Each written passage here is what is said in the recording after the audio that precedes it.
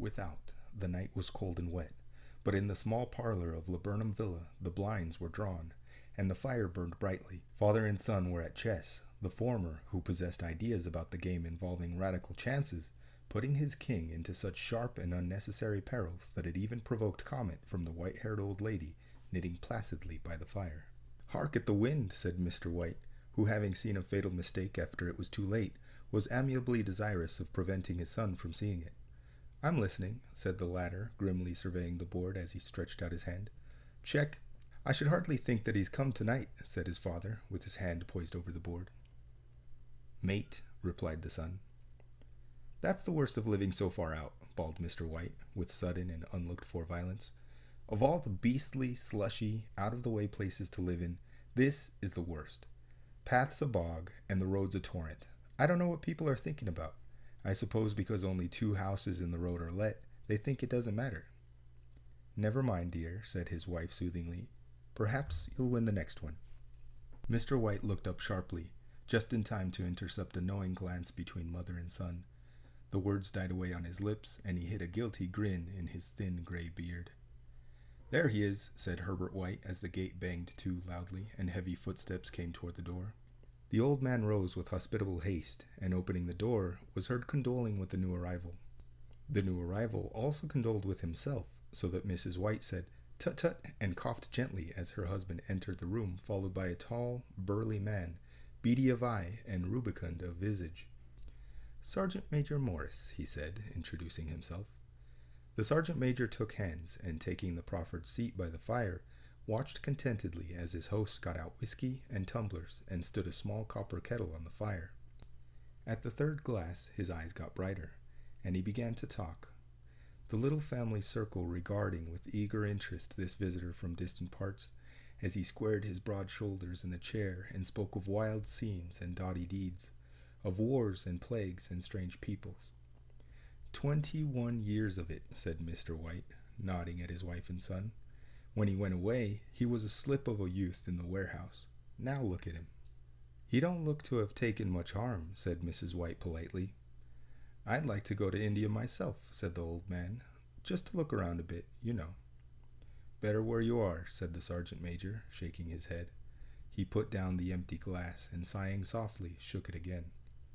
"I should like to see those old temples and fakirs and jugglers," said the old man. "What was that you started telling me the other day about a monkey's paw or something, Morris?"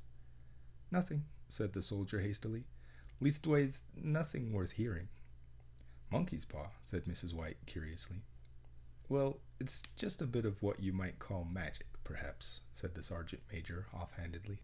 His 3 listeners leaned forward eagerly. The visitor absent-mindedly put his empty glass to his lips, and then set it down again. His host filled it for him again. "To look at," said the sergeant major, fumbling in his pocket, "it's just an ordinary little paw, dried to a mummy." He took something out of his pocket and proffered it. Mrs. White drew back with a grimace, but her son, taking it, examined it curiously.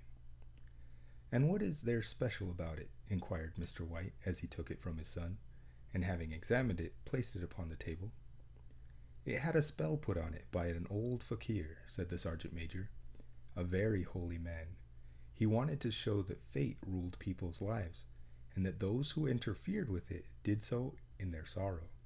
He put a spell on it so that 3 separate men could each have 3 wishes from it. His manners were so impressive that his hearers were conscious that their light laughter had jarred somewhat. "Well, why don't you have 3, sir?" said Herbert White cleverly. The soldier regarded him the way that middle age is wont to regard presumptuous youth. "I have," he said quietly, and his blotchy face whitened. "And did you really have the 3 wishes granted?" asked Mrs. White. "I did," said the sergeant major, and his glass tapped against his strong teeth. "And has anybody else wished?" persisted the old lady.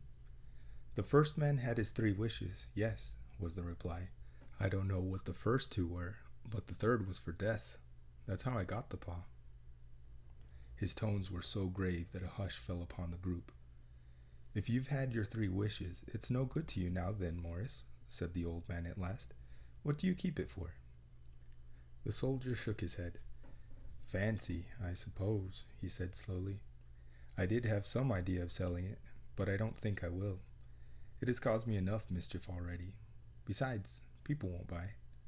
They think it's a fairy tale, some of them, and those who do think anything of it want to try it first and pay me afterward. If you could have another 3 wishes, said the old man, eyeing him keenly, would you have them? I don't know, said the other. I don't know. He took the paw, and dangling it between his forefinger and thumb, suddenly threw it upon the fire. White, with a slight cry, stooped down and snatched it off. Better let it burn, said the soldier solemnly. If you don't want it, Morris, said the other, give it to me. I won't, said his friend doggedly. I threw it on the fire. If you keep it, don't blame me for what happens. Pitch it on the fire like a sensible man. The other shook his head and examined his possession closely. How do you do it? He inquired.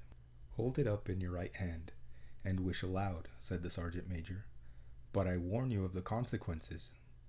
Sounds like the Arabian Nights, said Mrs. White as she rose and began to set the supper. Don't you think you might wish for 4 pairs of hands for me? Her husband drew the talisman from his pocket, and all 3 burst into laughter, as the sergeant major, with a look of alarm on his face, caught him by the arm. If you must wish, he said gruffly, wish for something sensible. Mr. White dropped it back in his pocket, and placing chairs, motioned his friend to the table. In the business of supper, the talisman was partly forgotten, and afterward the 3 sat listening in an enthralled fashion to a second installment of the soldier's adventures in India. If the tale about the monkey's paw is not more truthful than those he has been telling us, said Herbert, as the door closed behind their guest just in time to catch the last train, we shan't make much of it. Did you give anything for it, father? Inquired Mrs. White, regarding her husband closely. A trifle, said he, coloring slightly. He didn't want it, but I made him take it, and he pressed me again to throw it away.